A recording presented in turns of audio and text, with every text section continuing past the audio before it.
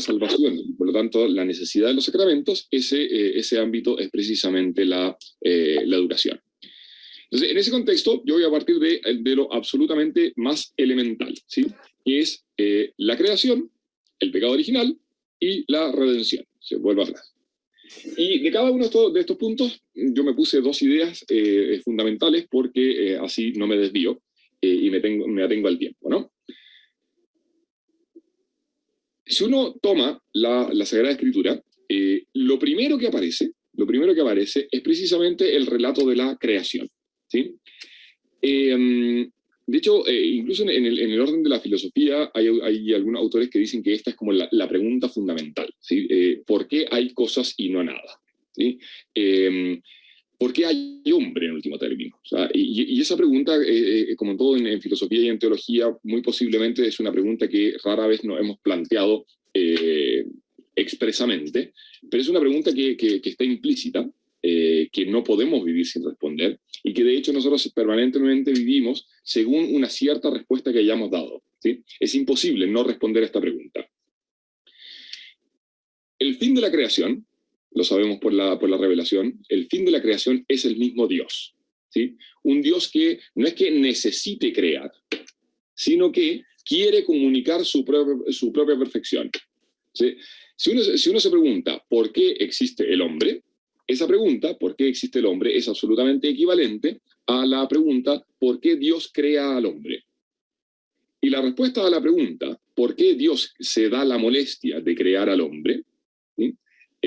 Es la única razón posible, es simplemente por amor. Porque quiere comunicar su propia perfección. ¿Sí? No hay otra razón posible. De hecho, si no existiera el hombre, la creación completa carecería completamente de sentido. Porque las cosas irracionales no son amables por sí mismas. Una las puede querer más o menos, pero siempre las quiere por razón de alguien. Al final, esto es lo que significa esta idea tan clásica en la filosofía de que la persona es fin. Que la persona sea fin significa que es lo que es amable por sí mismo. Las demás cosas no son amables por sí mismas. Yo puedo querer mucho a mi canario, digamos, o a mi perro o a mi gato, pero no lo quiero por sí mismo, sino que en último término necesariamente lo quiero por razón de alguien. De hecho, la única manera de quererlo por sí mismo es personificarlo. Y por eso hay gente que le conversa a sus perros y le conversa a su cactus y cosas por el estilo. Pero para que eso suceda, yo tengo que tratarlo como si fuera alguien, porque el único que es posible término del acto de amor es la persona. Porque con la persona se puede establecer un diálogo, se puede establecer una relación personal. Yo puedo conversar con alguien, ¿sí? Por eso el gran drama de aquel que le habla a su planta es que la planta no le responde. Y el perro tampoco, ¿eh? El perro se puede poner contento, pero no me va a conversar. En cambio, la persona conversa. Y esa conversación es una comunicación de intimidad. Entonces, el motivo, la razón última de la creación, la razón por la cual Dios crea al hombre, es porque quiere comunicar su propia perfección. Es decir, quiere que haya otros que sean tan felices como es el mismo Dios en el seno de la Trinidad. Alguien que participe de ese diálogo trinitario. Y esa es la razón, entonces, de la creación. Entonces, el fin último del hombre, en último término, es participar de la vida divina, participar de ese diálogo interno a la Santísima Trinidad. Por eso Dios crea al hombre. No hay otra razón posible. Y por eso, entonces, se dice, en teología, que Dios crea al hombre en un estado de inocencia original. Es decir, Dios crea al hombre con una naturaleza, igual que a todas las otras cosas, ¿sí? En virtud de esa naturaleza, ciertas cosas le son debidas, ¿sí? Así como al caballo le corresponde tener 4 patas, y si no tiene 4 patas tiene un defecto, así también al hombre le corresponde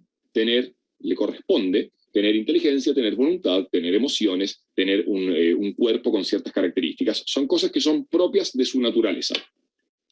Pero como el fin del hombre es participar de la beatitud, participar de la felicidad junto con Dios, en el acto de la creación, Dios, y esto es lo que nosotros vemos en la narración del Génesis, Dios crea al hombre con ciertos dones que no son exigidos por la misma naturaleza, el principal de los cuales es precisamente la amistad con Dios. Si ustedes leen la narración del Génesis, lo que ven es que Dios conversa con el hombre, le dice cosas, ¿sí? Y el hombre le contesta. Esa relación, esa comunicación personal, no es algo exigido por la naturaleza, sino que es un don. Es un don. Y precisamente por eso, en ese orden, se habla de ciertos dones sobrenaturales y otros dones que son, se dice, preternaturales. Es decir, los dones preternaturales no son, son cosas que no competen a la naturaleza, pero no son superiores a ella, como la inmortalidad o la impasibilidad, ¿sí? El no morir o el no enfermarse, etc. Todo esto no son simplemente, no se trata acá de pintar una fábula bonita para que tengamos nostalgia del paraíso. Se trata fundamentalmente de entender cuál es el sentido del acto de creación. Dios crea al hombre para entrar en comunión con él, de un modo absolutamente gratuito. El problema, y esto es experiencia absolutamente cotidiana, es que el amor es un acto libre, ¿sí? Y precisamente por eso, porque es un acto libre y sin embargo exige reciprocidad, el que ama siempre asume un riesgo, ¿sí? Si no, pregúntenle a sus hijos adolescentes, ¿no? El que ama siempre asume un riesgo, porque el que ama espera una respuesta que él no puede causar. Porque si la causa, esa respuesta ahora es necesaria, no es libre. Para entrar en conversación con alguien, yo puedo poner todo de mi parte, pero necesito que el otro quiera, ¿sí? Necesito que el otro me responda gratuitamente, y eso puede hacerlo o no. Es obvio que si yo pongo todo de mi parte, si incluso pongo el ser del otro de mi parte, es un deber de justicia elemental que responda, pero puede no hacerlo. El riesgo de la libertad es precisamente ese, ¿sí? Dios quiere que nosotros le respondamos libremente. No es que la libertad es la posibilidad de aceptar o no. Uno no define las cosas por su defecto. La posibilidad de no responder a Dios no es aquello en lo que consiste la libertad, es el riesgo de la libertad, ¿sí? El hecho de amar a alguien gratuitamente esperando que me ame de vuelta implica asumir el riesgo de que el otro no quiera. Y ese es el riesgo fundamental, digamos, de la existencia humana, ¿sí? Y en ese sentido, uno lo ve mucho más claramente en la redención que en la creación. Dios se hace indigente respecto del hombre, mendiga el amor del hombre. Si la historia de la salvación, todo el Antiguo Testamento, hay que leerlo precisamente de esa manera, como el Dios amante sale a buscar a su pueblo rebelde, intentando ganarse ese amor, ¿sí? Y la culminación de esa redención es precisamente la encarnación, porque si uno lo piensa, el punto central de la encarnación es precisamente ese. Ya no queda nada más imaginable que hacer. ¿Qué más puede hacer Dios que el asumir la condición humana para reconciliar al hombre consigo? Pagar su deuda para que sea posible nuevamente esa relación de amistad que es, en último término, lo que Dios quiere de nosotros. Esto es lo que, esta condición de inocencia original, nosotros la perdemos, la humanidad la pierde a causa del pecado original, ¿sí? Y acá me quiero detener brevemente, voy a dejar de compartir un minuto y les voy a compartir la narración del Génesis. Ustedes me dicen si se ve. ¿Están viendo el Génesis? ¿Sí? Ya. Pero esto, voy a dejar de compartir todo porque me quedó mal, no veo nada yo ahora. Ya, ahí sí. Y entonces este es el Génesis. Listo. Tampoco esta cuestión está corrida. Bueno. Y entonces vamos a la narración del pecado original. Fíjense lo que dice.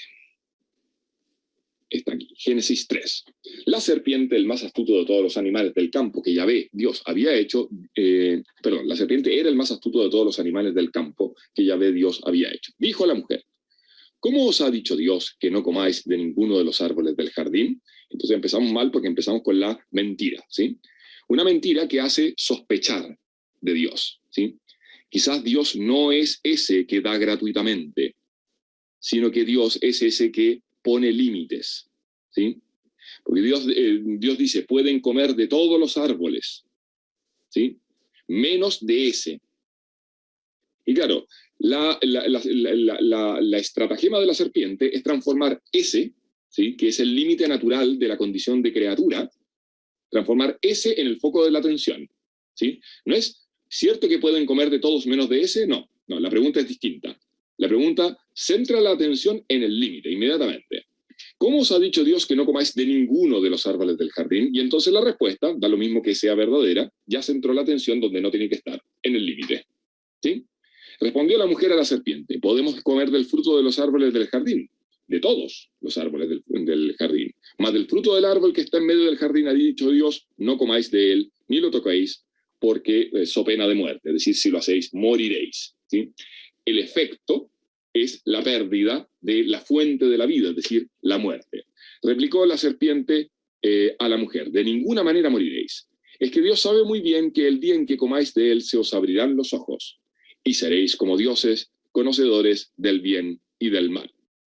Como viese la mujer que el árbol era bueno para comer, apetecible a la vista y excelente para lograr sabiduría, tomó de su fruto y comió. Y después dio también a su marido, que igualmente comió. Entonces se les abrieron a ambos los ojos y se dieron cuenta de que estaban desnudos, y cosiendo hojas de higuera se hicieron unos ceñidores. Vamos a dejar de compartir y volvemos a la presentación. Fíjense, lo que aparece acá es aquello en lo que consiste el pecado original. Aquello en lo que consiste el pecado original es en el fondo en un quiebre, ¿sí?, de la relación del hombre con Dios, fundada en último término en una sospecha, en una pérdida de confianza en Dios, ¿sí? Pérdida de confianza que hace que nosotros queramos alcanzar esas mismas cosas que anhelamos en lo profundo de nuestro corazón, ya no gracias a Dios, sino sin Dios, ¿sí? Si ustedes revisan la Sagrada Escritura, está lleno de pasajes en los que se afirma como algo completamente natural, como algo normal, como algo propio del hombre, el querer ser como Dios. Y no solamente eso, se afirma que en cierto sentido nosotros somos como dioses, ¿sí? Lo creaste poco inferior a los ángeles, ¿se acuerdan del Salmo, no? Es decir, la aspiración del hombre a ser como Dios está profundamente radicada en su naturaleza, porque en último término para eso nos creó Dios. Porque la única manera de conversar con Dios es ser como Dios. La única manera de establecer un diálogo con Dios es ser divinizado. El problema del pecado original no consiste simplemente en querer ser como Dios. El problema es querer ser como Dios sin Dios. Y eso es lo que hacemos cuando comemos del fruto del árbol de la ciencia del bien y del mal. Comer el fruto de un árbol significa apropiárselo, hacerlo parte de mí, ¿no? Cuando yo como algo, eso que como es mío. Bueno, la ciencia del bien y del mal, la ética en el fondo, apropiarse del fruto, comer del fruto del árbol de la ciencia del bien y del mal, significa en último término constituirse uno mismo como principio de lo bueno y de lo malo. No para que lo bueno sea malo y lo malo sea bueno, no se trata fundamentalmente de eso, es más profundo. El problema no es lograr que lo malo sea bueno y lo bueno sea malo. El problema fundamental es que lo bueno sea bueno porque yo decido que sea bueno. Y que lo malo sea malo porque yo decido que sea malo. Es decir, que no haya un Dios sobre mí, sino que yo sea el principio. Que yo sea como Dios sin Dios. El problema de esto, el problema del pecado original, es que como la dependencia de la criatura respecto del creador es estructural, porque es lo que arma todo, digamos, el momento en que se corta ese vínculo entre Dios y el hombre, esto es como, si ustedes lo piensan, es como, a ver si sirve la analogía, es como un móvil que yo cuelgo del techo, ¿sí? Si yo cuelgo el único hilito del que cuelga todo, se cae por completo y se desarma, ¿sí? Y ya nada tiene sentido, ¿sí? Entonces, si uno quisiera dibujarlo, a ver si lo logro, podríamos decir podríamos hacer un monito más o menos así. Yo tengo un señor cuyo orden está estructurado en orden, en función de su relación con algo superior que lo sostiene. Cuando se quiebra este orden, no solamente se quiebra la relación fundamental del hombre con Dios, sino que se quiebran también todos los otros órdenes que dependen de este orden fundamental. Se quiebra el orden entre varón y mujer, se quiebra el orden social. De hecho, lo primero que hacen Adán y Eva es ceñirse cubrir la desnudez con hojas de higuera, porque el otro, ¿sí?, cuya desnudez era un don, ¿sí?, en cuya desnudez yo veía el don de Dios para mí, ahora en ese otro veo fundamentalmente una amenaza. De hecho, la maldición del pecado original es precisamente esta. A la mujer se le dice, hacia el varón irá tu deseo y él te dominará. Es decir, esa relación, cada uno era el don para el otro, ahora se transforma en una relación de mutuo dominio, en que cada uno ve en el otro un objeto de deseo y percibe que el otro lo ve como objeto de deseo y entonces se cubre. ¿Sí? El pudor es virtud, pero es virtud porque estamos fallados. ¿Sí? Y precisamente por eso lo primero que sucede después del pecado original es que Adán y Eva se echan la culpa. ¿Sí? Dios habla con Adán y le pregunta, bueno, ¿por qué comiste? Porque la mujer que me diste me lo dio. Y yo comí. Le echa la culpa a Eva inmediatamente. Se quiebra también la relación con lo inferior, se quiebra también la relación con la creación. ¿Sí? La creación que es inferior al hombre ahora ya no se le somete. No se le somete. Y se quiebra también, fundamentalmente, el orden interior. ¿Sí? El orden interior del hombre. Es decir, lo propio del orden interior del hombre, que consiste en que la razón gobierne sobre las potencias inferiores, se quiebra. ¿Sí? Y entonces la mente, la inteligencia, se oscurece para conocer la verdad. A la voluntad le cuesta seguir el bien que conoce, y sobre todo las pasiones se desbocan. Por eso, la manera más sintética, digamos, de expresar las consecuencias interiores del pecado original en el hombre es ese término que ya se usa bastante poco y que suena feo, digamos, que es concupiscencia. La concupiscencia, es decir, el deseo contrario a la razón. La dificultad para someter los deseos al orden racional. Esta cuestión, y me detengo un poquito en este punto antes de ir cerrando, esta cuestión es bien importante, porque nosotros estamos acostumbrados a percibir la narración del pecado original, primero como una cosa bastante lejana y remota, y en segundo lugar, como algo más bien negativo y pesimista. ¿Sí? Y claro, en verdad, el pecado original efectivamente es como la gran tragedia de la humanidad. ¿Sí? En virtud del pecado original, no solamente entra la muerte y la enfermedad, sino que perdemos la amistad con Dios, y perdiendo la amistad con Dios, en vez de relacionarnos con un Dios que es amor, nos inventamos ídolos que nos oprimen. ¿Sí? Por eso la historia de la humanidad hasta la venida de Jesucristo consiste precisamente en eso. O sea, la religiosidad siempre se manifiesta en dioses que son en el fondo dioses, esos dioses contra los cuales se rebelan a Adán y Eva. ¿Sí? Esa imagen de Dios, de ese Dios que pone límites, de ese Dios que me exige cosas, de ese Dios que no da gratuitamente, sino que al que yo me tengo que ganar, de alguna manera.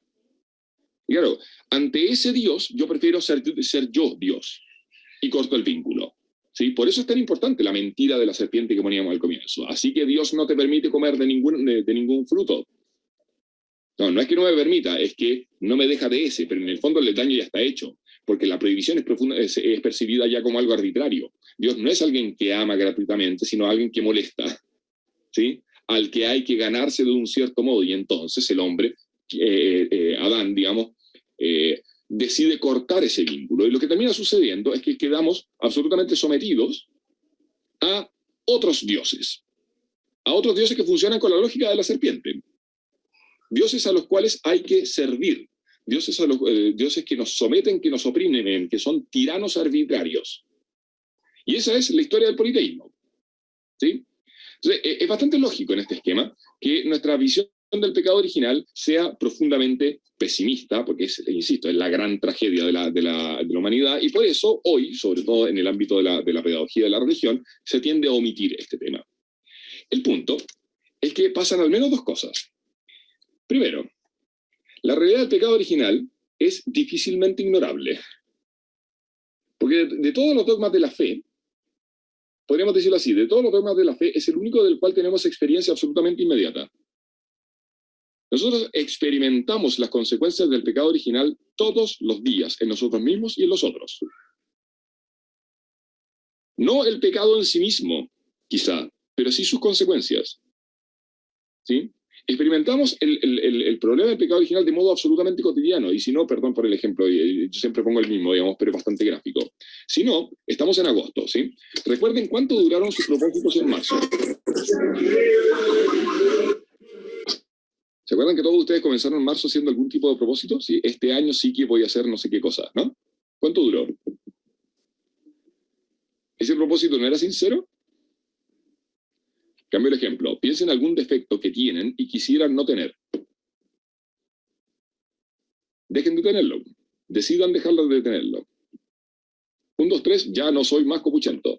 Ya está. ¿Se puede o no se puede? No se puede, ¿no? Piensen en los niños. ¿Sí?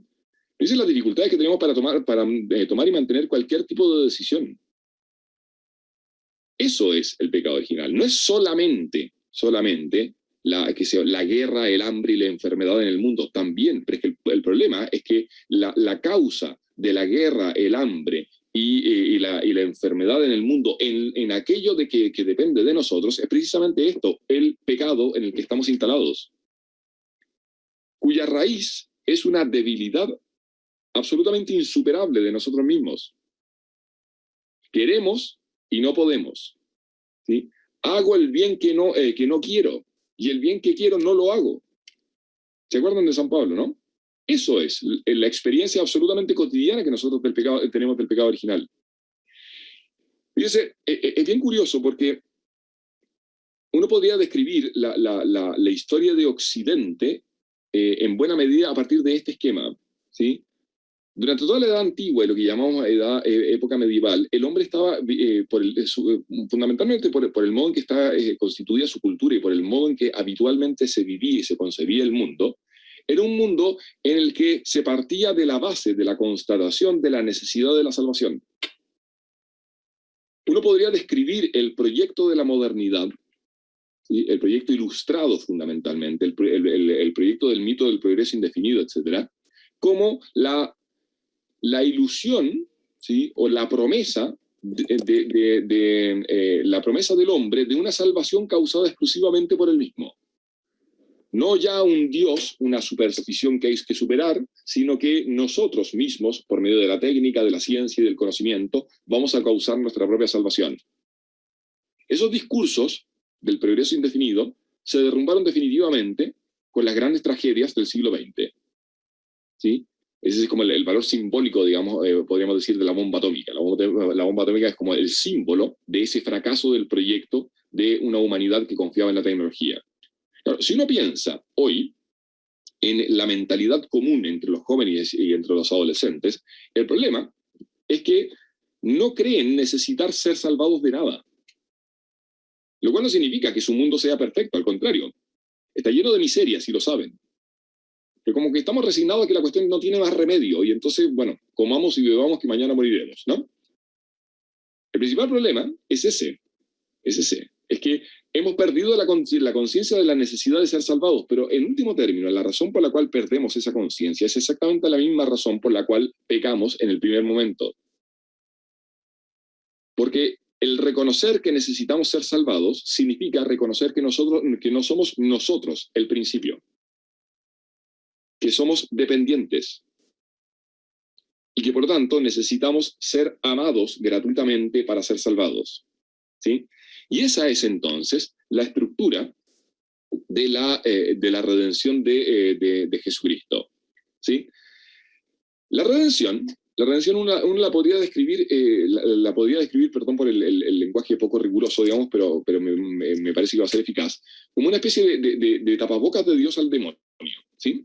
Porque en el fondo viene a decirle que eso que la serpiente prometió al hombre mintiendo, ¿sí? Seréis como dioses, es precisamente lo que Dios, mediante el nuevo árbol, que ya no es el árbol de la ciencia del bien y del mal, sino que es el árbol de la cruz, es aquello que Dios hace verdad.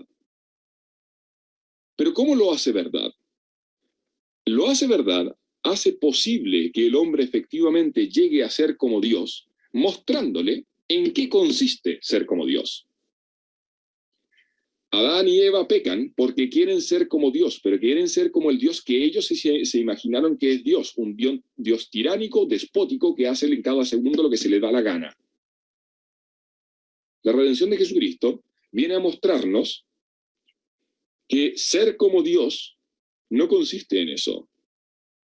Ser como Dios consiste en donarse gratuitamente, en amar sin condiciones, en dar la vida por el amigo. Ni siquiera por el amigo, por el pecador. Lo de San Juan. O sea, difícilmente uno encuentra a alguien que dé la vida por el amigo. Pero resulta que Dios da la vida por el enemigo. Entrega al hijo para salvar al esclavo, al siervo rebelde, al enemigo. Ese es el misterio de la salvación. Claro, yo les decía, esta idea del pecado original suena en principio pesimista. Pero por una parte, decíamos, primer problema, es profundamente realista. Pero el segundo problema, o segundo punto fundamental, bien entendido, a la luz de la redención, es profundamente optimista. Porque lo que viene a hacer la redención, si uno lo quisiera dibujar en un esquemita muy, muy sencillo, es básicamente lo siguiente. El hombre, ¿sí?, vivía en un estado de naturaleza íntegra en el cual era capaz de hacer ciertas cosas. En virtud del pecado, ya no puede hacer ni siquiera aquello que le compete por naturaleza. No tenemos una vida ni siquiera mínimamente humana, porque nuestra naturaleza está dañada. El bien proporcionado a nuestra propia naturaleza, al cual los animales en su propio orden tienden espontáneamente, el animal tiende y es capaz de alcanzar su propio fin con sus propias fuerzas, nosotros no. Ni siquiera eso somos capaces de hacer. Bueno, eso queda reparado siendo restituidos. Se me perdió el mouse, perdón. Ya, esto no está funcionando. Bueno, quedamos, en virtud de la redención, somos restituidos a un orden superior a ese orden original. ¿Sí? A un orden que ya no es el mero orden de nuestra naturaleza, sino que es un orden superior a nuestra naturaleza. Somos divinizados. De tal manera que el bien que estamos llamados a hacer no es ya simplemente un bien humano, sino que es directamente una acción divina. De manera que el cielo, ahora, cuyas puertas estaban cerradas en virtud del pecado, el cielo ahora es posible porque se puede merecer. Se puede merecer en justicia. El que se salva porque merece el cielo. Y lo merece con méritos que son suyos. Lo que pasa es que son méritos que son suyos, no porque él sea capaz de causarlos, porque nosotros somos absolutamente incapaces de causar un mérito ante Dios. No podemos merecer ante Dios. No podemos hacer nada ante Dios. Esto lo dijo el mismo Jesucristo en la última cena, San Juan, ¿sí? Sin mí no podéis hacer nada. ¿Sí? Cuando dice nada, lo que hay que entender es nada. ¿Sí? Absolutamente nada. Nada que valga la pena, al menos. Ni en el orden natural ni en el orden sobrenatural. El punto es que la obra de la redención es comunicación de la gracia, es decir, es la capacidad de realizar acciones divinas, en virtud de las cuales, porque son acciones de Jesucristo, porque son acciones realizadas por nosotros, pero vivificados por Jesucristo, en cuanto son obras también de Dios, son capaces de merecer el cielo. Y entonces, la redención no solamente nos restituye en el sentido de que nos hace capaces de hacer el bien natural que ya no éramos capaces de hacer, sino que además nos abre las puertas del cielo. Por eso, San Pablo, perdón, en sus cartas insiste tanto en esta oposición entre las obras de la ley y las obras de la fe. Por eso insiste tanto San Pablo en que la ley mata. Oiga, es que usted no se puede salvar con sus propias fuerzas, no hay ninguna manera de que lo haga, es absolutamente imposible. Por mucho que usted cumpla la ley, es que mire, con la ley van a pasar dos cosas. Por una parte, no va a ser capaz de cumplirla, y entonces va a ser causa de pecado. Pero incluso si usted fuera capaz de cumplirla, lo único que se podría seguir de eso es: siervos inútiles somos, hicimos lo que debíamos. ¿Se acuerdan del pasaje del Evangelio? Nada más. No es el cumplimiento de la ley lo que salva. Digámoslo de otra manera, nadie se va al cielo porque es bueno. ¿Cómo? Nadie se va al cielo porque llegó a ser santo con su propio esfuerzo, porque no hay manera de llegar a ser santo con su propio esfuerzo. Es Dios el que santifica. Es Dios el que santifica. Y santificando, hace posible vivir al modo de los santos. Santificando, hace posible esas obras de virtud que para nosotros eran imposibles. ¿Sí? Entonces, en este esquema, si ustedes se fijan, es profundamente consolador. Porque el punto es que ya tengo que dejar de amargarme por mi propia debilidad, por mi propia incapacidad. Porque es obvio que usted no puede. Si precisamente por eso se encarnó el Verbo. Porque no puede. Si esta es la historia de la humanidad, no hay manera. El punto es que en virtud de la redención de Jesucristo, ahora sí se puede. Por la gracia comunicada por los sacramentos. Y por eso el centro de la vida cristiana no consiste en esforzarse para alcanzar la virtud, sino en disponerse para recibir el don de Dios. El foco es completamente distinto. Porque lo que salva es la gracia. Porque la salvación no es algo que se pueda merecer. ¿Sí? Porque la iniciativa es de Dios, que ama primero. Y así como lo propio del Hijo, el modo en que el Hijo manifiesta el amor a su Padre es precisamente abriéndose al don del Padre, así también nosotros respecto de Dios. Esta cuestión, insisto, es profundamente consoladora en materia de educación, porque significa que también en el ámbito de la educación, no solamente respecto de nosotros mismos, sino también en el ámbito de la educación, no será la eficiencia de nuestros sistemas pedagógicos, no será la perfección de nuestros planes y programas, no será el proyecto educativo ni la convivencia y el clima escolar. Medios muy valiosos, ¿sí? Pero no va a ser eso lo que resuelve el problema. Cuando usted haga su clase perfecto y no le resulte, o cuando usted, papá, intente educar a su hijo y su hijo decida vaya a saber uno qué cosa, bueno, es que, ¿qué más podía esperar? Pues si usted era igual. Si usted es igual. Si uno ve a sus hijos y se acuerda de cómo era uno cuando chico y dice, bueno, toda virtud, o sea, estos tipos son mejores que yo de partida, o sea, eso por descontado. Y toda la virtud que pueda yo eventualmente contribuir a causar en ellos es absolutamente milagrosa. O sea, no es nuestra sabiduría la que va a ser capaz de causar ese bien. Y por eso, y con esto termino esta primera mitad, no sé si estoy en la hora o no, y la verdad es que no sé qué pasa con este computador, entonces estoy pegado. Ya, ahí está. Y por eso, cuando Pío XI, en la Divini Ilius Magistri, hablando sobre la educación cristiana, define de qué se trata esto de la educación cristiana, dice, mire, el principal problema en educación no es que no han avanzado los métodos o la técnica pedagógica, ha hecho unos progresos impresionantes y es muy bueno que así sea. El principal problema es lo que él llama el naturalismo pedagógico, es decir, la negación del pecado original, que consiste precisamente en pensar que va a ser esa técnica nuestra la que va a causar la virtud en los niños. Y precisamente por eso llega a decir algo que a nuestros oídos suena muy fuerte, pero es profundamente verdadero. No hay educación completa, no hay auténtica educación, más allá de la educación cristiana, porque el verdadero problema de la educación es precisamente el pecado original. El pecado original, que solamente tiene solución en la redención, en la gracia, mediante los sacramentos. Por eso es tan importante, por eso es tan importante en la vida de la Iglesia y en la educación cristiana, la vida sacramental. Porque el que va a misa, no va a misa porque es bueno, al contrario, va a misa precisamente porque es malo. ¿Se entiende el problema, no? Igual que el que se bautiza, igual que el que se confiesa. Es que, a ver, si la iglesia se tratara precisamente de los buenos que se reúnen entre sí, ¿qué necesidad hay de iglesia? ¿Qué necesidad hay de sacramentos? ¿Qué necesidad hay de confesión? Recurrimos a la iglesia precisamente porque no podemos solos. ¿Sí?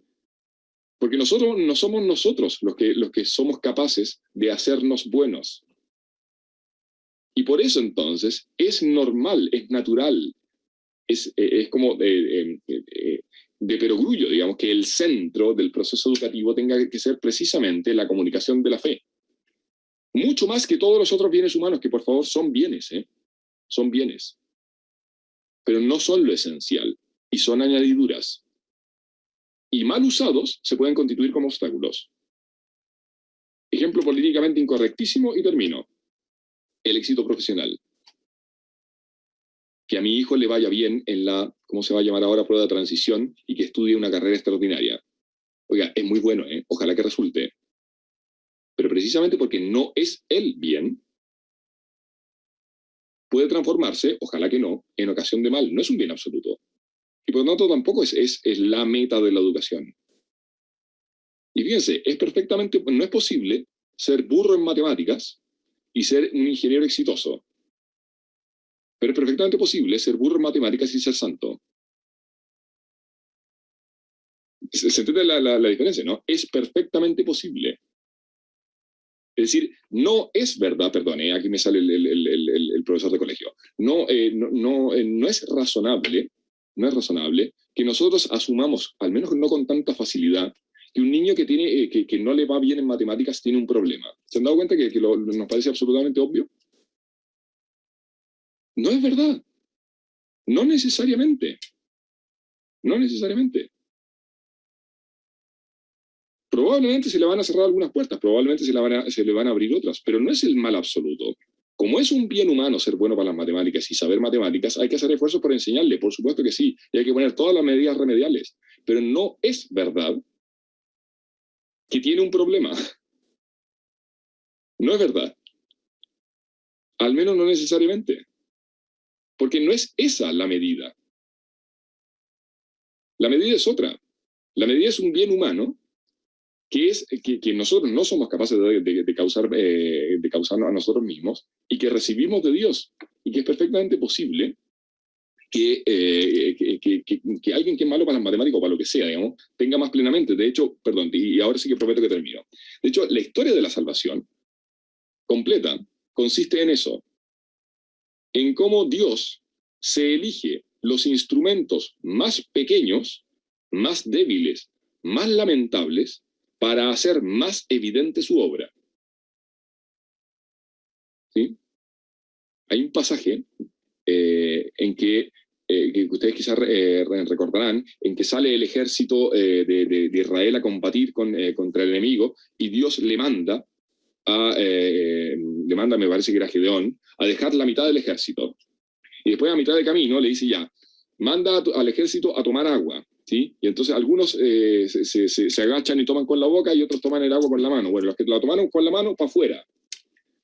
No porque hayan hecho algo mal, digamos, sino simplemente porque de lo que se trata es que no sea un ejército de 6.000 con sus carros y sus arcos los que venzan al enemigo, sino que sean 150 con la fuerza de Dios. Para que se haga evidente que es Dios el que triunfa. Y por eso, en las vidas de los santos está lleno de gente talentosa, pero también está lleno de tipos mucho más burros que cualquiera de nosotros. Y lleno de defectos. Porque la iniciativa es de Dios. Claro, esta perspectiva, si ustedes se fijan, nos pica el orgullo y por eso no nos gusta. Pero abre horizontes infinitos, ¿sí? Porque la obra de Dios es siempre mucho más grande que nuestros proyectos, también respecto a nuestros propios hijos, ¿eh? Lo que Dios tiene destinado a nuestros hijos es mucho más grande que lo que nosotros nos podemos imaginar como bueno para ellos. Son las 20:16. Yo no sé si la pausa era a las 20:10 o a las 20:20, entonces paro ahora. El sacramento del bautismo y el sacramento de la confesión, que, bueno, evidentemente tiene mucho que ver con esto que acabamos de conversar en la primera mitad. Como viendo el programa, me pareció entender que era el primero de los sacramentos. Esa era la introducción a lo que viene después de otras sesiones sobre los sacramentos. Yo me voy a permitir introducir el tema diciendo un par de cositas sobre los sacramentos, ¿sí? Sobre los sacramentos en general, que nos va a permitir quizás plantear mejor el tema. Y lo que me interesa leer es simplemente esto, que está en el número 1131 del Catecismo de la Iglesia Católica, que es uno de esos libros que todo el mundo conoce y todo el mundo tiene en la casa, pero nadie lee. Y la verdad es que no es difícil, así que hay que leerlo. Sí, hay que leerlo de vez en cuando. Al menos los resúmenes. Si ustedes se fijan, los capítulos siempre terminan en un resumen. Que es bien curioso porque los resúmenes muchas veces no dicen lo que dice el texto, dicen otra cosa, pero aparece lo esencial, está siempre en el resumen. Esto está tomado precisamente del resumen del capítulo sobre los sacramentos, y aquí hay está básicamente la clásica definición, en otra formulación quizás, pero la clásica definición de los sacramentos. Visibles no está en el texto del catecismo, entonces, pero en muchos manuales sí, entonces lo añadí para que se entienda, pero la verdad es que no es indispensable. El catecismo dice entonces que los sacramentos son signos visibles y eficaces de la gracia, signos eficaces de la gracia, instituidos por Cristo y confiados a la Iglesia, por los cuales nos es dispensada la vida divina. Fíjense, la segunda parte señala propiedades esenciales de los sacramentos, pero también son cosas que no forman parte de la formulación más sencilla de su definición. Es decir, que si son signos eficaces de la gracia, evidentemente tienen que ser instituidos por Cristo y, por lo tanto, administrados por la Iglesia. Y el hecho de que nos dispensa la vida divina está dicho cuando se dice que son signos de la gracia. Entonces, uno puede limitarse simplemente a esto. ¿Qué es un sacramento? ¿Sí? Esto es como esas definiciones que es útil memorizar. Es un signo eficaz de la gracia. Punto. Es un signo eficaz de la gracia. Esta definición es muy bonita, porque es muy consoladora y estimulante. ¿Sí? Porque en el fondo nos muestra, el entender esto, muestra el modo en que Dios ama al hombre. ¿Sí? Los sacramentos son signos sensibles, y por eso a veces se añade la idea de visible. ¿Sí? Un signo es una realidad, ¿sí? que en sí misma tiene su propia naturaleza, que por alguna razón remite a otra cosa distinta. ¿Sí? Las palabras son signos. La palabra es un sonido, es un gruñido humano articulado, que en virtud de una convención, en virtud de un modo de usarlo en una cultura, remite a una idea pensada, ¿no? Ahora, no hay nada en el sonido mesa que lleve necesariamente a pensar en ese artefacto al cual llamamos mesa, y tanto es así que en otros idiomas se llama distinto, ¿sí? Un signo, por lo tanto, es siempre una cosa, una realidad que remite a otra. El hecho de que los sacramentos sean signos es una consecuencia directa del núcleo central de la redención de Dios, que es la encarnación. ¿Sí? Dios asume la naturaleza humana completa, entera. ¿Sí? Esto lo estudiaron ustedes en las sesiones anteriores. Jesucristo, verdadero Dios, verdadero hombre. Todo en Jesucristo es humano, todo en Jesucristo es divino, es completamente humano, no le falta nada del humano, es completamente divino, no le falta nada de lo divino. De manera de que Dios es un hombre ahora, y precisamente por eso nos hace participar de la naturaleza divina. ese misterio, bueno, da para muchísimo. Yo asumo que ya está conversado, pero fíjense que por esta razón, eh, el cristianismo, lejos de despreciar la materia, la carne, el cuerpo,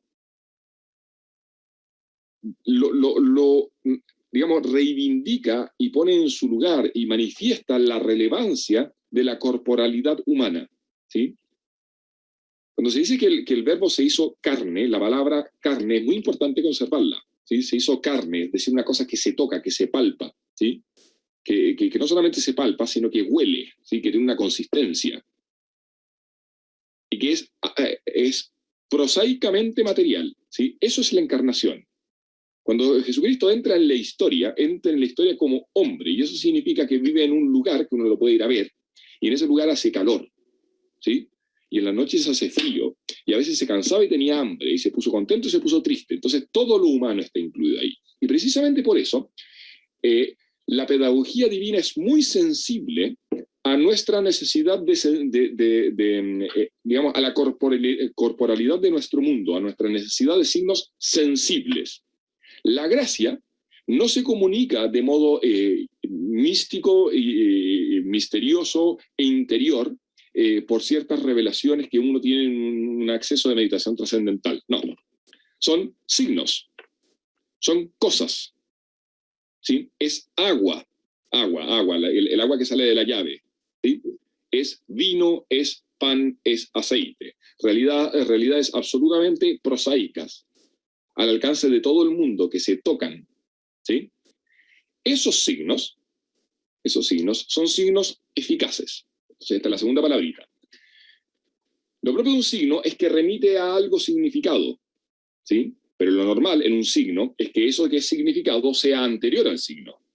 ¿Sí? Primero hay un caballo, después yo me invento el sonido caballo y lo remito al caballo, ¿sí? Pero el caballo no existe porque yo diga caballo. El signo es posterior a los significados. En cambio, con los sacramentos, lo que sucede es que son signos eficaces. Es un signo sensible, ¿sí? Algo que se ve y se toca y por lo tanto da certeza. Por eso me detengo mucho en esto porque en la confesión va a ser fundamental, ¿sí? Esto es lo que aquello que no tienen las confesiones cristianas que desecharon el sacramento de la confesión. Claro, como no hay signo sensible, no hay certeza, porque no se ve y no se toca. Es un sentimiento interior, ¿sí? Claro, pero si es por el sentimiento interior, a mí siempre me va a quedar la duda de si Dios de verdad me perdona por 18ª vez, ojalá 18ª, por 10.000.000ª vez, la misma tontería que hago todos los días. ¿Me explico, no? Es que en verdad es como bien incomprensible que me siga perdonando. Si la certeza depende de mi certeza interior, de mi convicción, ¿sí? De lo que yo siento o de lo que me parece que debería sentir, bueno, estamos bien perdidos. El punto es que depende de un signo eficaz, ¿sí? De una palabra y un gesto pronunciado por alguien, ¿sí? Porque acá lo importante es que ese signo produce el efecto que expresa. Es decir, cuando yo digo caballo, lo que digo es, eso es un caballo, al margen de que yo lo diga o no lo diga, y antes de que yo lo haya dicho. En cambio, cuando el sacerdote dice, esto es mi cuerpo, en virtud de esas palabras, esto es mi cuerpo, eso deja de ser lo que era y comienza a ser lo que dijo el sacerdote. ¿Sí? Cuando el sacerdote dice, yo te absuelvo, en virtud de que dice, yo te absuelvo, estás absuelto. Es un signo que produce el efecto. Y el efecto que produce es la gracia. El efecto que produce es la gracia. Y la gracia es la inhabitación de la Santísima Trinidad en el alma, es decir, la divinización del hombre. Lo que hace el sacramento, entonces, es comunicar la vida divina en virtud de un signo sensible. Yo insisto por última vez, ya sé que soy medio machacón, perdónenme, pero es que es muy importante esto, el signo sensible que se ve y se toca. Y por lo tanto, como se ve y se toca, da certeza. Da certeza porque es el signo lo que es eficaz. Es el signo lo que es eficaz. No la virtud no la capacidad, no la inteligencia, ni la fuerza, ni el talento de aquel que ejecuta el signo, sino que el mismo signo. ¿Sí? En teología se usa la expresión latina, se dice, mire, los sacramentos operan ex opere operato, ¿sí? No ex opere operantis, ¿sí? No según la acción de aquel que lo realiza, sino según ex opere operato, es decir, según la obra realizada, ¿sí? Según la obra realizada. Por lo tanto, no en virtud de la disposición subjetiva de quien confiere o celebra el sacramento, ni tampoco, al menos no absolutamente, hay ciertas condiciones elementales, pero concedidas esas condiciones, tampoco en virtud de la disposición de quien lo recibe. ¿Sí? Es decir, yo puedo recibir la absolución de un cura que es mucho peor que yo, y la absolución la recibo igual, porque no es porque es santo que me puede perdonar, porque el perdón de los pecados proviene de la obra obrada, no de quien lo realiza. ¿Sí? Entonces, no depende de la virtud del celebrante, y tampoco de la mía, ¿eh? Tampoco de la mía. Por eso uno se puede confesar de lo mismo que se ha confesado siempre, suponiendo, digamos, con razonable certeza de que muy probablemente, por razón de su debilidad, no por razón de su propósito, evidentemente, va a caer de nuevo. Que es la típica pregunta que se le hace al cura, oiga, pero ¿tiene sentido que me confiese si yo sé que me va a pasar de nuevo? Sí, pero es que ¿sabes qué? ¿Quiere o no quiere? Sí, sí quiero. ¿Quiere el perdón? Sí, sí quiere el perdón. ¿Quiere volver a hacerlo? No, no quiero. Bueno, eso es. Esa es toda la disposición que usted necesita, porque el punto es que dejar de hacerlo es precisamente el efecto del sacramento. No es porque usted no quiere rectificar su vida, sino para que pueda rectificar la vida que recibe el sacramento. ¿Sí? Y entonces, si bien el programa que plantearon ustedes no sigue el orden tradicional, tiene mucho sentido el haber, el orden tradicional, la exposición de los sacramentos, digamos, tiene mucho sentido el haber reunido el bautismo y la confesión, porque lo que tienen en común bautismo y confesión es que son los sacramentos del perdón de los pecados. ¿Sí? Los que propiamente, aquellos cuyo efecto propio es el perdón de los pecados, porque otros lo producen de modo secundario y accidental. En el caso del bautismo y la confesión, el efecto propio, el efecto primero del sacramento es precisamente el perdón de los pecados. Y en ambos casos se trata de signos visibles, palpables, de manera de que haya plena certeza, ¿sí? No me cabe duda. Oiga, yo recibí el sacramento, por lo tanto, estoy perdonado. Recibí el sacramento, soy miembro de la iglesia. ¿Sí? Lo único que se exige es que sea el signo, no otro. ¿Sí? Que sea ese signo. Porque si el cura se pone creativo y me cambia la fórmula de la consagración, o me cambia la fórmula del bautismo, no me bautizó, no consagró. Porque esto fue lo que instituyó Jesucristo. ¿Sí? De hecho, ha sucedido hace poco en Estados Unidos, hubo un problema canónico, o sea, un problema, digamos, un problema eclesiástico bien importante, porque se descubrió que un párroco en una parroquia perdida en algún lugar se había puesto creativo y, según una teología bien curiosa, consideraba que el bautismo no lo confería él como sacerdote, sino la comunidad de los fieles, y entonces bautizó un montón de niños diciendo, nosotros te bautizamos. No, pero esa no es la fórmula del bautismo. Así que esos niños no estaban bautizados. Lo cual es un problema, porque hubo que buscarlos y bautizarlos. ¿Sí? ¿Se entiende el punto, no? Signo eficaz de la gracia. De estos sacramentos, el primero es el sacramento del bautismo. El primero en el orden de la generación, si ustedes quieren, ¿sí? En el orden de la vida de las personas, el primero es el sacramento del bautismo. No el primero en orden de relevancia, el primero en orden de su relevancia es evidentemente la Eucaristía, porque es de la Eucaristía que brotan todos los otros sacramentos, porque la Eucaristía es el mismo Jesucristo. ¿Sí? De hecho, la misma iglesia brota de la Eucaristía. Hay una encíclica de Juan Pablo II que se llama precisamente así, Eclesia de Eucaristía. ¿Sí? El primero entonces de estos sacramentos es el bautismo. Y aquí también vamos a citar el catecismo. Y dice lo siguiente el catecismo, fíjense. El santo bautismo es el fundamento de toda la vida cristiana, el pórtico de la vida en el Espíritu y la puerta que abre el acceso a los otros sacramentos. ¿Sí? Es el comienzo de la vida cristiana, es el comienzo de la vida del Espíritu y por lo tanto es el comienzo de los demás sacramentos. Son tres modos distintos de decir lo mismo.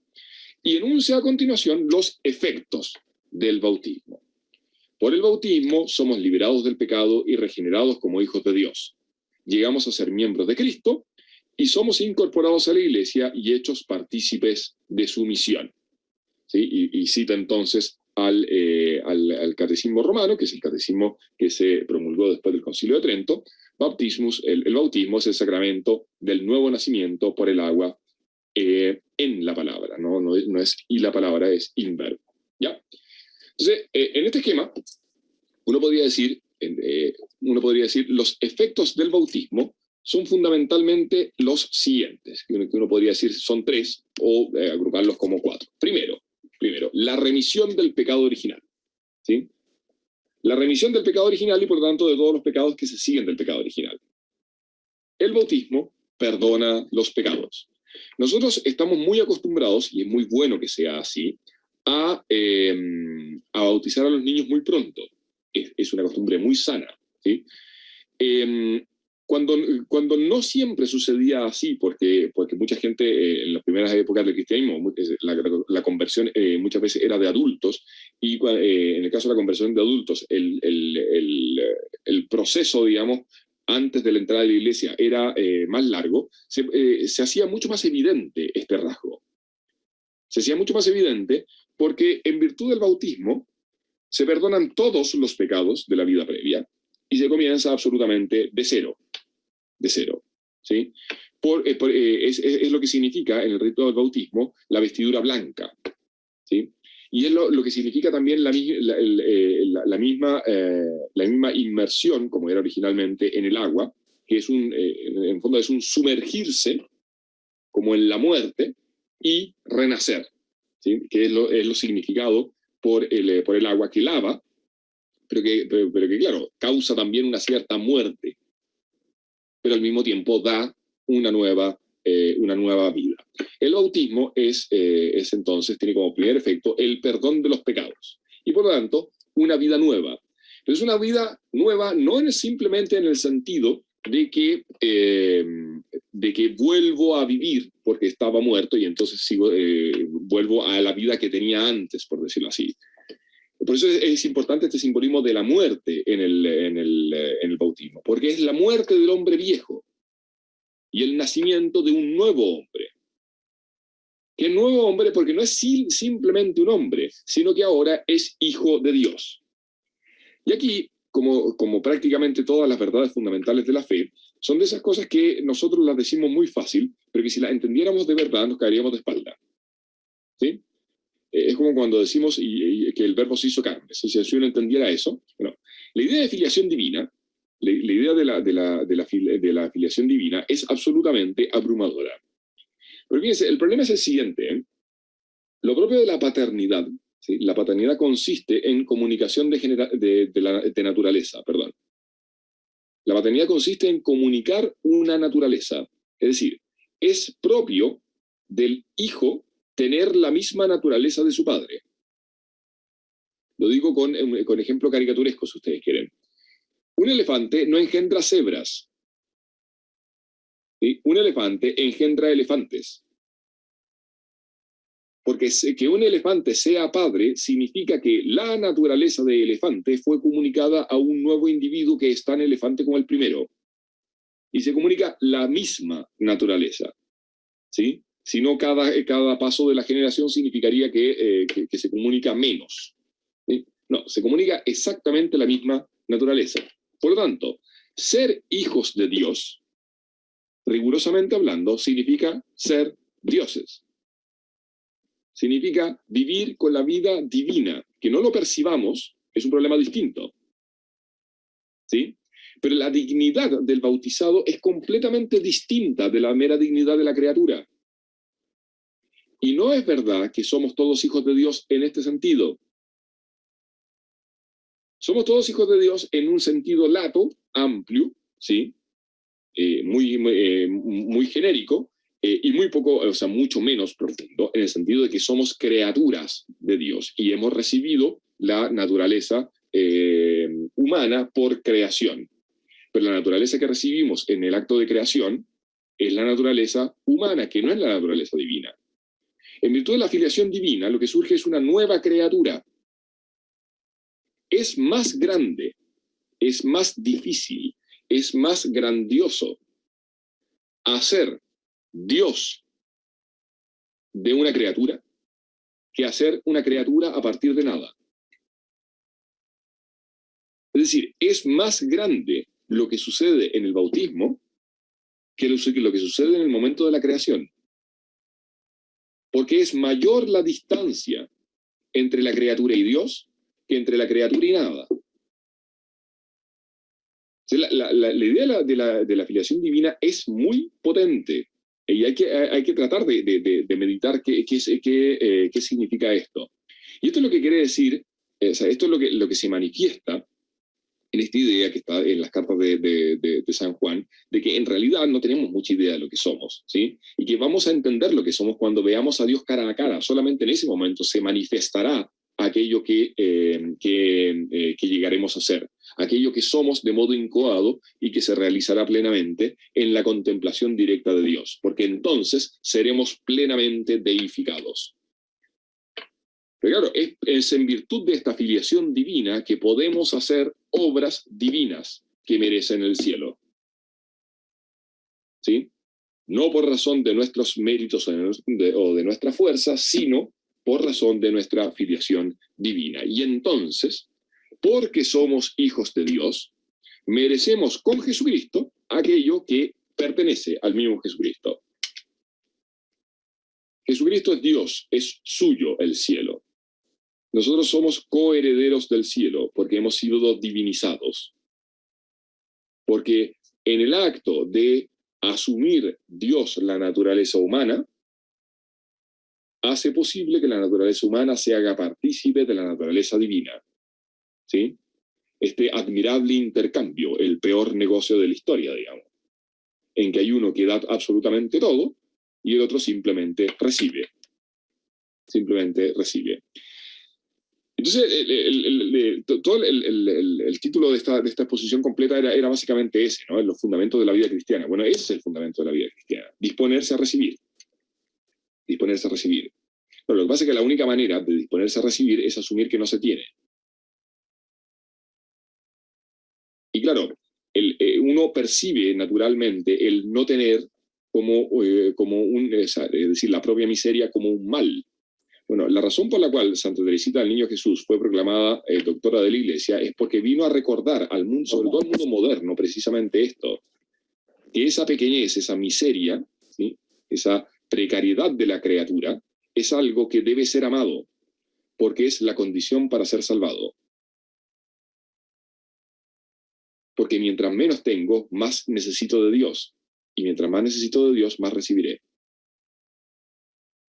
El que está lleno de sí mismo no puede recibir nada, porque ya tiene. Porque ya tiene. La porquería que tiene no sirve para mucho, digamos, perdón, pero ya tiene, ya está lleno. Ya está lleno. Se trata entonces de disponerse a recibir. Y se recibe en la medida en que se es incorporado a la Iglesia. La Iglesia es el cuerpo de Cristo.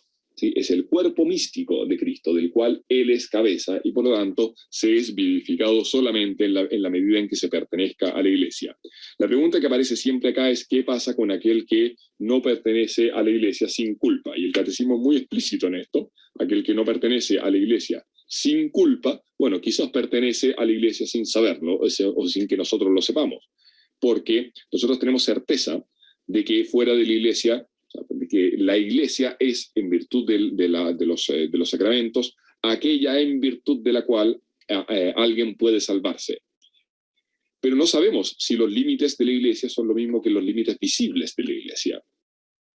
Es decir, no hay comunicación de la gracia santificante, sino en virtud de la Iglesia. Y precisamente por eso no tiene ningún sentido privarse de los bienes que pone a disposición de nosotros la Iglesia sin razón suficiente. A los niños hay que bautizarlos cuanto antes, perdón.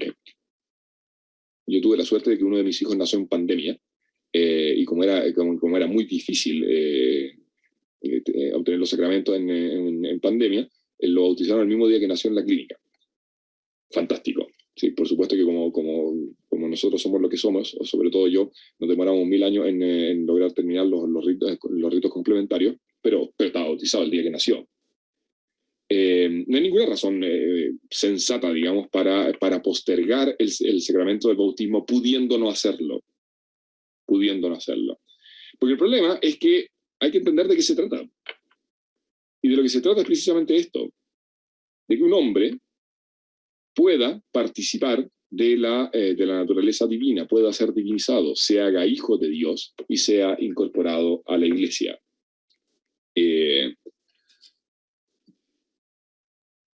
Respecto de la confesión, ya estamos casi en la hora, me quedan solamente 5 minutos, vamos a leer este texto, vamos a decir dos cositas, voy a insistir en algo que dije antes y me callo porque ya bastante tarde. Simplemente 2 cositas. El sacramento de la confesión recibe varios nombres, ¿sí? Y cada uno de esos nombres manifiesta algo que es propio del sacramento. Se le llama penitencia porque es precisamente lo que... la penitencia es aquello que se padece voluntariamente como reparación por el pecado. Se llama sacramento del perdón porque ese es su efecto. Se llama sacramento de la confesión porque ese es el modo en que se alcanza el perdón. Se llama sacramento de la reconciliación porque lo que hace es restituir el orden que se ha quebrado por el pecado. Dice lo que dice el catecismo sobre el sacramento de la confesión.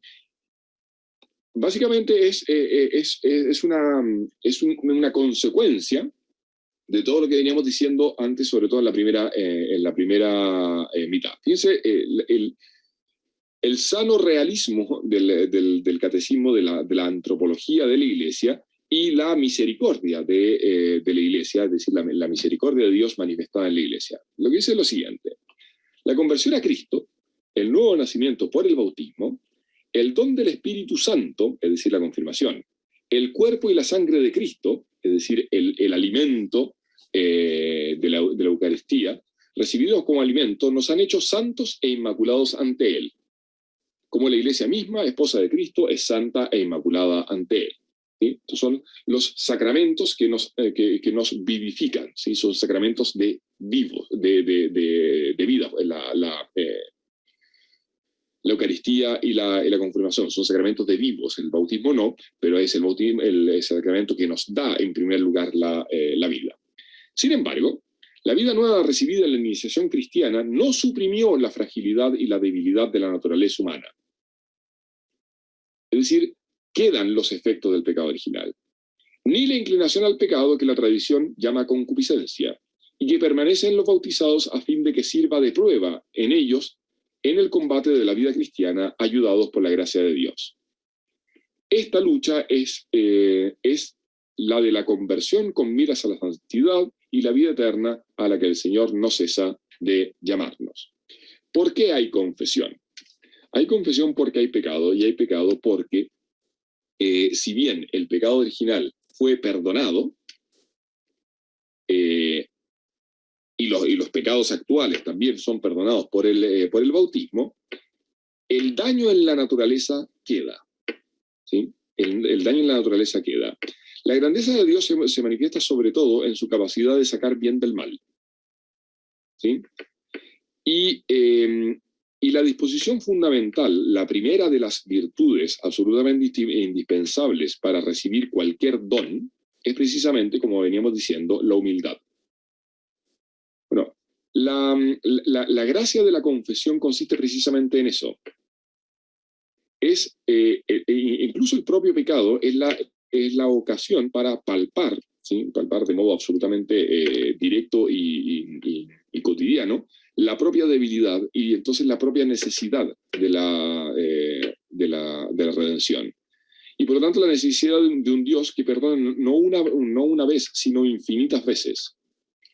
Es muy importante habituar a los niños a la confesión. Y es muy importante que vean que los papás se confiesan. Porque en el fondo la educación consiste fundamentalmente en esto, en habituar al bien, ¿sí? Pero que alguien débil, que alguien que es un festival de defectos como cualquiera de nosotros, digamos, habitúe al bien, no puede hacerlo siendo impecable, porque no hay manera, ¿sí? Entonces lo que educa no es simplemente la habituación, es decir, la normalidad del bien, sino que eso tiene que ser complementado por un cierto modo de asumir el mal, ¿sí? Y ese modo de asumir el mal es asumir el mal como mal, ¿sí?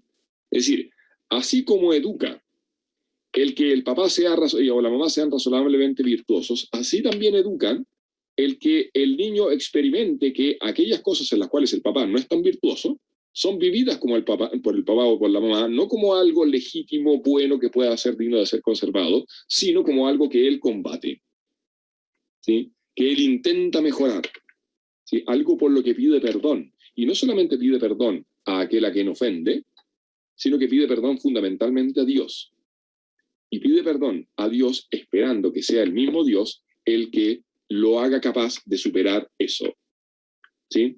De manera que no solamente la habituación al bien, sino el vivir el mal como mal, ¿sí? Y el experimentar la propia debilidad y por lo tanto disponerse uno mismo, por una parte, a recibir el perdón, y también uno que pide perdón, y siempre por las mismas cosas, habituarse también a perdonar, ¿sí?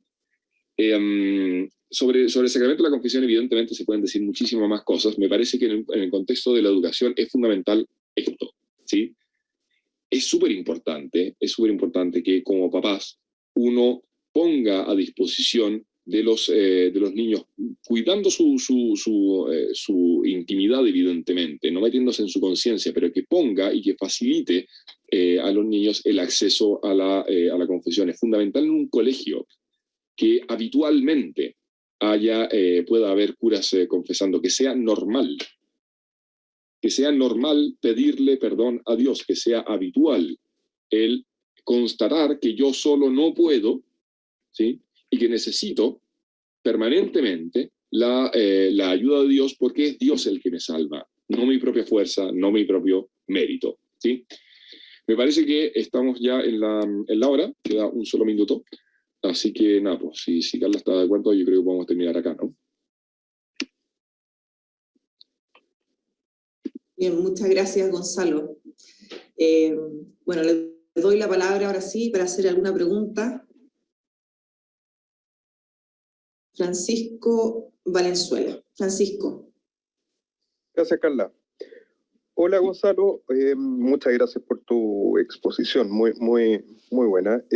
Me quedó una duda. Tú, cuando estabas hablando del bautismo, hablaste de que se borran todos los pecados. Sí. ¿Eso implica que se borra tanto la culpa como la pena? Sí. ¿Sí? Sí. Entonces ahí me surge la siguiente duda. Si se borra la pena, ¿por qué no después del bautismo nos vamos directamente al paraíso? Porque esa fue la parte de la pena o la condena al hombre post pecado original. Es que el que se muere recién bautizado se va derechito para el cielo, po. Sí, claro. El que se muere recién bautizado se va derechito al cielo, claro. Por eso muchas veces los mártires, ¿sí? O sea, hubo casos de mártires que no habían recibido el bautizo, pero recibieron el bautismo de sangre. Y claro, en ese mismo martirio, que fue su bautismo, fueron santificados y se fueron derechito al cielo.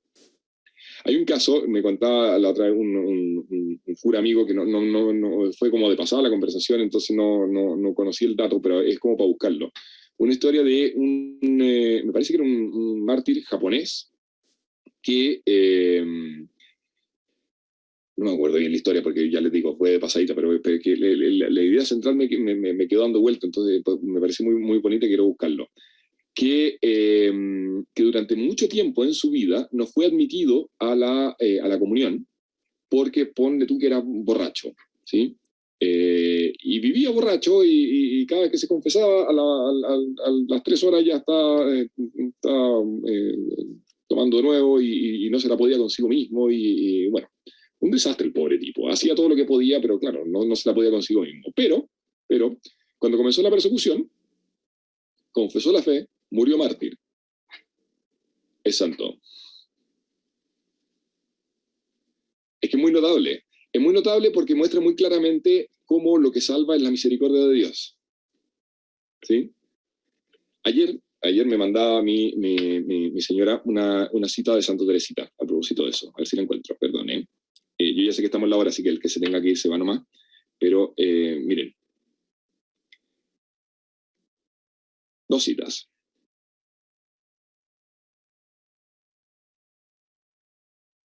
Le dice a su hermana en una carta: ¿cómo quisiera hacerte comprender lo que yo siento? La confianza, y nada más que la confianza puede conducirnos al amor. ¿Sí? Y después en otra carta dice lo siguiente: qué dulce alegría pensar que Dios es justo. ¿Sí? Esto es finales del siglo XIX, y en Francia, ¿sí? Es decir, con una cultura profundamente afectada por el jansenismo, que es una herejía o una desviación de la doctrina católica que pone mucho énfasis en la justicia de Dios y por lo tanto piensa en un Dios particularmente severo y por lo tanto exige una moral, una ética muy rigurosa en las prácticas de la vida cotidiana y en el ejercicio de la virtud. Y en ese contexto, entonces Santa Teresita dice lo siguiente: qué dulce alegría pensar que Dios es justo. Es decir, que tiene en cuenta nuestras debilidades, que conoce perfectamente la debilidad de nuestra naturaleza. Siendo así, ¿de qué voy a tener miedo? Bueno, la lógica de Santa Teresita es, oiga, Dios es justo. Y alguien justo sabe de qué estamos hechos. Y sabe que no podemos. Entonces, no es que yo confío en su misericordia, pero temo su justicia. Es que no. Su justicia es su misericordia. Si el único pecado que no tiene perdón, ¿se acuerdan del Evangelio? Es el pecado contra el Espíritu Santo, es decir, no querer ser perdonado. Es el único que no tiene perdón porque es contradictorio, ¿no? ¿Sí? Entonces, nada, o sea, lo que quiero decir es que uno muchas veces se pone a hacer cuentas respecto, se pone a hacer cálculos de purgatorio, ¿sí? La contabilidad purgatoril, la verdad es que es una ciencia particularmente inexacta, porque las cuentas de Dios no son como las de uno, son completamente distintas.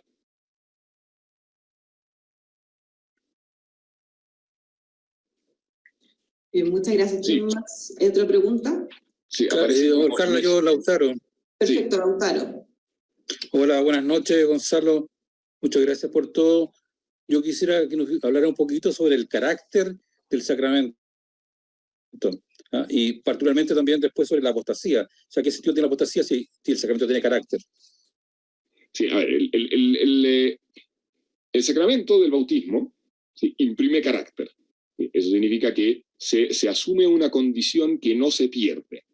¿Sí? Aquel que recibe el bautismo, el bautismo es constituido como hijo de Dios. Y eso es para siempre. ¿Sí? De eso no hay vuelta. No hay vuelta. De hecho, precisamente por eso, la apostasía es un pecado distinto de la infidelidad. ¿Sí? Hay pecados que son contrarios a la fe. ¿Sí? La infidelidad, es decir, el acto de aquel que, no perteneciendo a la iglesia, rechaza la fe pudiendo aceptarla, ¿sí?, es un acto distinto de la apostasía. Y es distinto precisamente porque aquel que forma parte de la iglesia tiene, y tenemos certeza porque es bautizado de que tiene, todas las gracias necesarias para conservar la fe. ¿Sí? Porque en el fondo el efecto del bautismo es precisamente ese, que imprime carácter, entre otras cosas, significa que siendo constituido como nueva criatura, ahora se es capaz del fin. Pasamos a ser capaces del fin. Ser capaces del fin significa no solamente que tenemos recuperamos la fuerza natural, de modo sobrenatural, que necesitamos para la virtud, sino que vamos a tener siempre, ¿sí? Tenemos la promesa de poseer siempre las gracias necesarias para no pecar.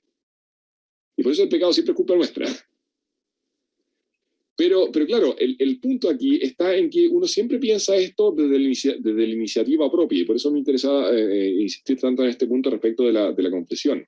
Incluso el movimiento por el cual yo me arrepiento y me muevo a querer confesarme, también es un movimiento causado por Dios.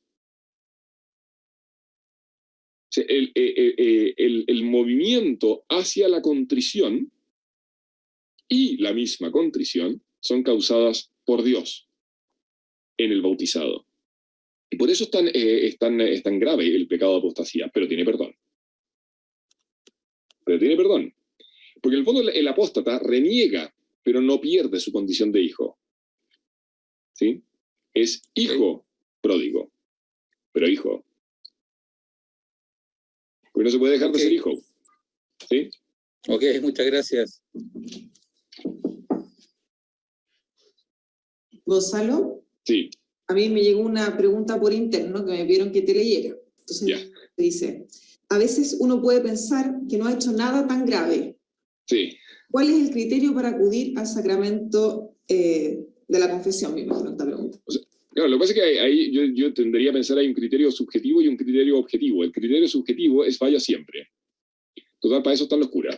Perdón, pero es como súper práctica la cuestión. O sea, sí es su pega, es su pega. O sea, y el magisterio del Papa Francisco ha hecho mucho en esa línea, porque ha insistido mucho en una cierta pastoral del sacramento de la confesión que, digamos, que le haga entender al sacerdote, bueno, por una parte que él no es mucho mejor que aquello a quienes confiesa, y que, como lo dice él en su lenguaje, el confesionario no es un patíbulo, sino que al contrario, es el lugar de la misericordia.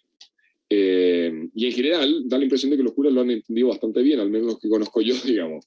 Cuando uno era chico lo retaban más, no sé, quizá idea mía o quizás yo era más malo de chico, digamos. Pero claro, el tipo va muerto de susto y encima se lleva un reto, o sea... pero claro, en ese sentido, subjetivamente siempre. Y objetivamente hablando, la cosa es bastante más compleja, digamos, porque determinar, el intentar determinar la gravedad de la culpa supone un análisis bastante complejo de un montón de factores. Pero claro, el punto está en que en la medida en que uno entiende que el principio y el centro de todo es la misericordia de Dios, ¿sí? En la medida en que uno entiende que la condición humana es una condición dañada por el pecado original, en el momento en que uno entiende que el centro del sacramento de la confesión es precisamente el ejercicio de humildad, de reconocerse pecador ante Dios para recibir el perdón, en ese momento uno se va dando cuenta de que ese tipo de razonamiento no es ni siquiera demasiado necesario. Porque Dios no es uno que saca cuentas.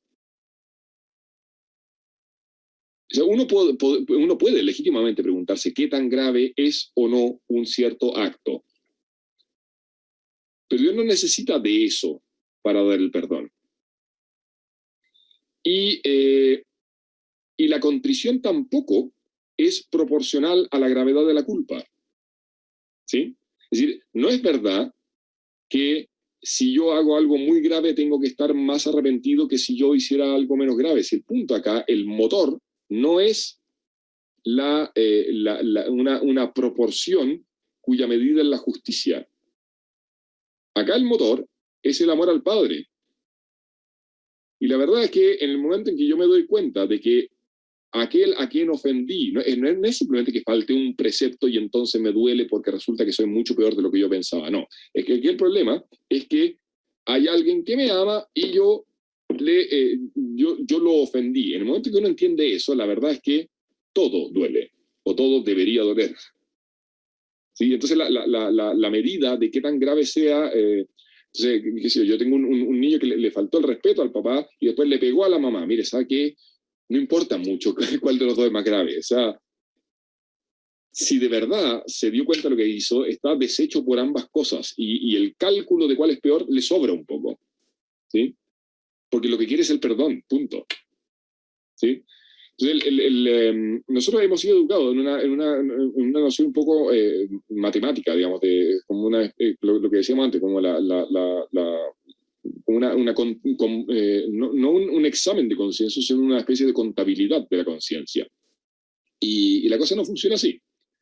No funciona así. De nuevo, la imagen de Santa Teresita, o sea, el recoger un alfiler por amor a Dios salva almas. Mucho más que el gobernar a un país sin amor a Dios.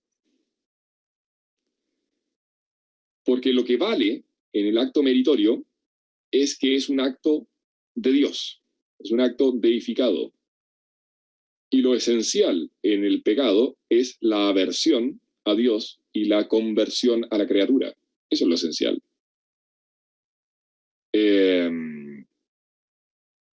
Claro, en esa lógica, por eso en esos 5 pasos del sacramento de la confesión que uno siempre le enseñaron en el catecismo, el esencial es la contrición. Ese es el que constituye el pecado. O sea, lo principal no es tanto eso que a uno le ocupa mucho más tiempo, que es delimitar exactamente qué fue lo que hice, cómo se lo voy a decir al cura. No. Lo esencial es la contrición. Porque al que está contrito no le importa tanto cómo lo dice, si lo dijo bien, si dijo exactamente lo que... O sea, lo que quiere es pedir perdón. Es pedir perdón. Porque eso es lo que de verdad importa. ¿Sí? Y que no, es que si lo digo de esta manera va a parecer que fue peor de lo que hice. Oiga, ¿sabe qué? Sáqueselo encima, si ese es el problema. Y las matemáticas de Dios son terribles, ¿eh? Son terribles. Son muy malas.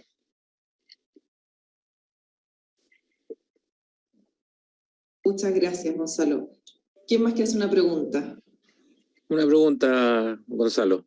Sí. Hola, muchas gracias por tu exposición, por ser tan claro.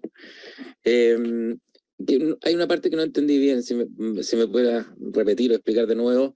Si entendí bien, hay un santo, quizás más de uno, pero por lo que tú dijiste, que o sea, es santo pese a que no fue bautizado. ¿Entendí bien? Y O sea, algo en sangre. Sí. No, por eso no lo capté bien. El bautismo se puede recibir de muchas maneras, ¿sí? La manera más normal, y la que uno, que siendo mínimamente sensato, tiene que buscar, es el bautismo sacramental realizado en las condiciones prescritas por la Iglesia. Ahora, el sacramento del bautismo es tan importante, que de hecho es el que más excepciones tiene. ¿Sí? El ministro ordinario del sacramento del bautismo es el sacerdote o el diácono. ¿Sí? Pero son ministro extraordinario del sacramento del bautismo. En caso de necesidad, cualquier fiel, cualquier cristiano, o incluso cualquier persona, si lo hace con la intención de la Iglesia. ¿Sí? Lo que quiero decir con esto, más que no es tanto el Código de Derecho Canónico, sino mostrar el modo en que la Iglesia entiende el sacramento. ¿Sí? Y entonces, en esa misma lógica, la persona a la que nunca le fue anunciado el Evangelio puede eventualmente recibir el bautismo de un modo misterioso y entonces ser salvado. Aquel que muere deseando el bautismo sin haberlo obtenido tiene el bautismo de deseo. Y el mártir que muere antes de haber recibido el bautismo recibe lo que se llama el bautismo de sangre. ¿Sí? Y por eso incluso aquel que vive en pecado mortal pero muere confesando la fe, su mismo martirio es causa del perdón de sus pecados. Porque aquí la medida de toda la redención es el amor de Dios que quiere salvar. Si al final, lo que nosotros no nos gusta entender, digamos, es que Dios quiere que nos salvemos más que nosotros mismos. Dios quiere nuestra salvación más que nosotros mismos. mucho más que nosotros mismos. Nosotros no somos nosotros los que nos acercamos. Por eso hay que darle vuelta a las parábolas que uno escucha siempre, pero porque ya las conoce, no las piensa. No somos nosotros los que nos acercamos al confesionario. Es Dios que va a buscarnos. Es Dios que va a buscarnos. Una pregunta. La iniciativa siempre es suya. Perdona. Sí, dale. Una pregunta que la vez antepasada pregunté algo similar, que en el fondo uno hoy día, mucha gente no se bautiza, o sea, no bautiza a su hijo, no se casa, y uno, ya, con las personas que no se casan, uno no hay mucho que pueda hacer, más que tratar de ser un buen amigo o primo, o el que sea, ¿no es cierto? Y tratar de incidir para que lo logren. Pero hay sobrinos, ahijados, o sea, no ahijados, perdón, sobrinos, que no están bautizados. Y como tú bien dices, cualquiera puede bautizar. ¿Se puede uno? No. ¿Algo? ¿No? No porque en el fondo la razón por la cual se bautiza a los niños es porque los niños son algo de sus padres. Okay. ¿Sí? Y entonces la voluntad del niño es la de sus padres. Okay. ¿Sí? Pero no se puede bautizar sin el consentimiento de la persona que recibió el bautismo, y tampoco se puede bautizar a un niño contra la voluntad de sus propios padres. Porque el problema fundamental acá es que la gracia no destruye la naturaleza, sino que la perfecciona.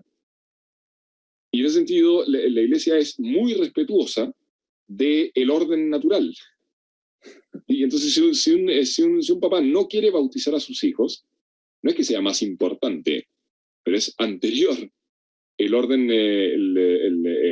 natural. Ahora, de nuevo, la iniciativa siempre es de Dios. Y entonces no van a ser no van a ser en primer lugar nuestros esfuerzos y nuestra insistencia o nuestra predicación, sino que va a ser Dios el que, valiéndose de eso, produzca el efecto. ¿Sí? Entonces, el punto es que no es que no haya que intentarlo, sí, sino el entender que mi intento es instrumental respecto de los fines de Dios. ¿Sí? Sí.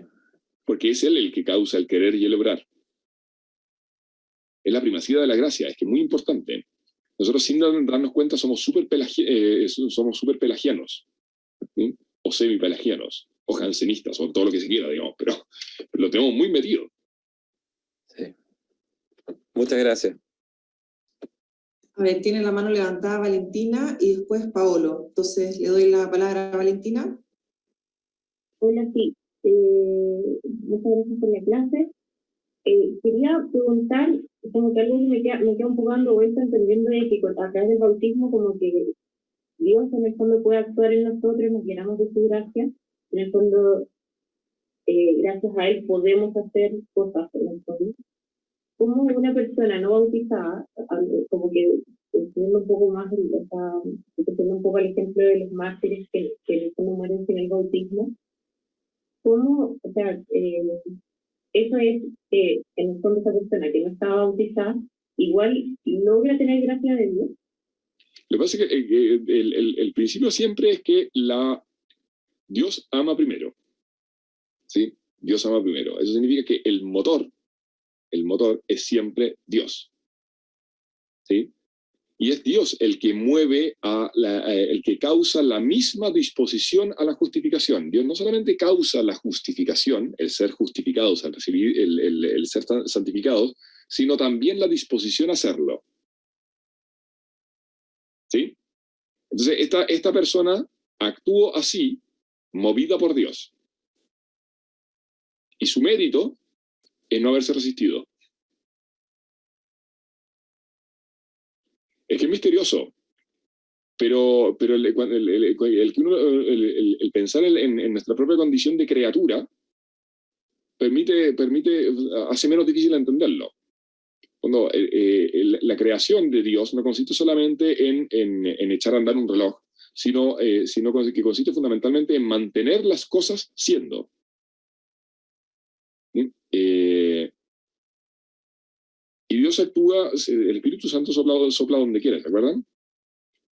Entonces, en ese ejemplo que ponías tú, que estábamos conversando, la moción al martirio es en el fondo si tú quieres, una especie de efecto anticipado de ese bautismo de sangre que va a recibir. Ha sido movido por Dios. ¿Sí? Insisto en eso que decíamos hace un rato. Sin mí no podéis hacer nada. Sí, nada, nada.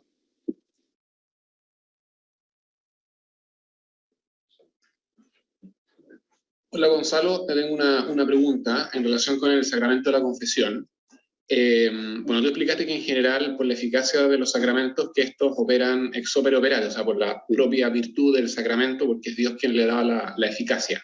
Sí. Ahora, en relación con la confesión, quiero ver cómo se compatibiliza eso con el hecho de la contrición o del arrepentimiento para que sea válido el sacramento, y en esto que decías tú, que operan por el solo ministerio de que es Dios quien actúa. Claro, lo que pasa es que cuando uno estudia la teología sacramental, lo que parece es que lo formal en el sacramento de la penitencia es precisamente la contrición, cuyo efecto es el acto de confesar, según el modo prescrito por la Iglesia. Y lo que hace la fórmula sacramental, ¿sí?, ratifica precisamente ese perdón, pero es esencial. O sea, digamos, la materia del sacramento es precisamente el pecado manifestado, que no puede ser manifestado como en la forma adecuada, sino en virtud de la contrición. Entonces, esta es la razón por la cual, si hay contrición perfecta, hay perdón de los pecados. Claro, lo que pasa es que es bastante más prudente confesarse que esperar a tener contrición perfecta. ¿Sí? Y en el fondo, de alguna manera podríamos decirlo así, no es adecuado el modo de plantearlo, pero uno podría decir que la absolución suple lo que haya de imperfección en la contrición. Pero lo esencial del sacramento es precisamente eso, la contrición.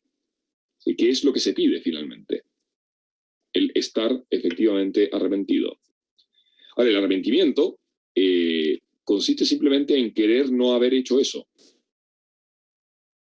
Y claro, si alguien efectivamente quiere no haber hecho eso, lo que va a suceder es que también querría no hacerlo nunca más.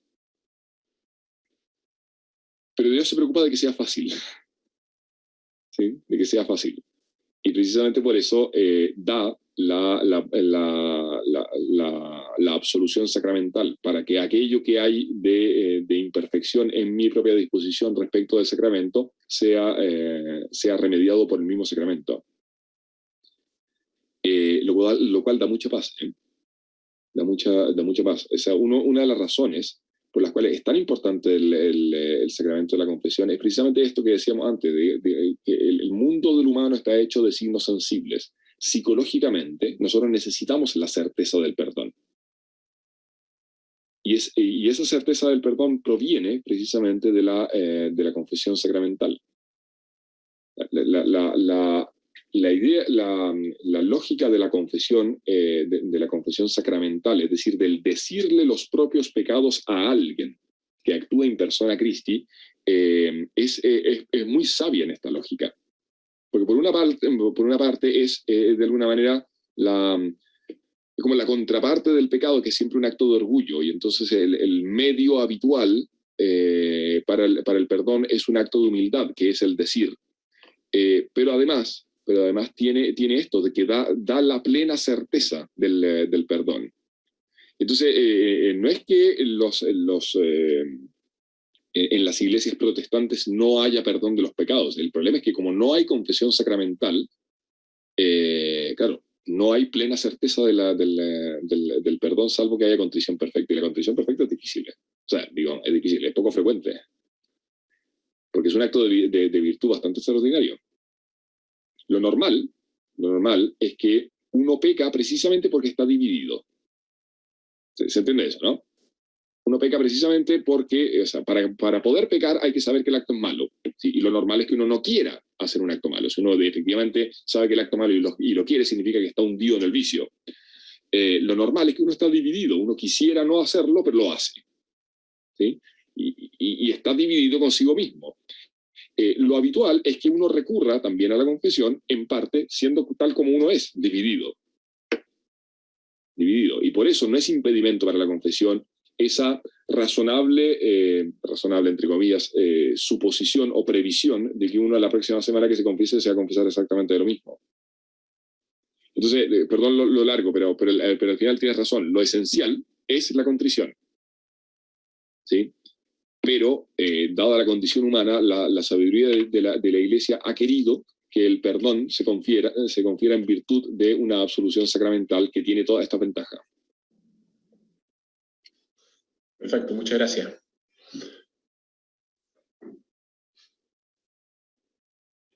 Bueno, Gonzalo, muchísimas gracias por esta clase, estuvo muy bueno, te agradezco muchísimo todo lo que dijiste sobre filiación divina, realmente increíble.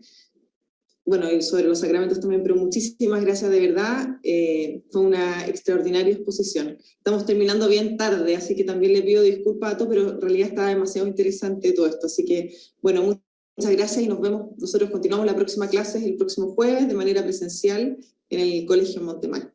Bueno, buenas noches y bueno, muchas gracias Gonzalo una vez más. Adiós, que le vaya muy bien. Buenas noches. Gonzalo, adiós. Gracias. Chao, gracias. Chao. Chao, gracias. Gracias. Buenísimo. Chao, gracias. Estuvo buenísimo. Chao, gracias. Chao, muchas gracias.